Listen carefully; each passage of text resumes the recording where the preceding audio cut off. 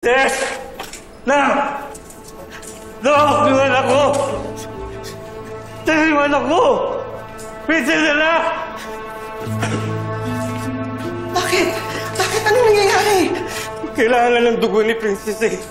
Kailangan natin si Divina para mabuhay si Princess. Puntahan na natin siya. Kailangan natin siya. Kailangan natin si Divina para mabuhay si Princess. Sabihin na natin kasi yung totoo.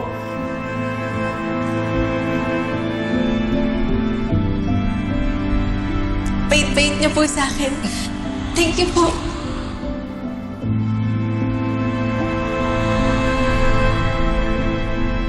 Princess, alam mo, napakabuti mong bata.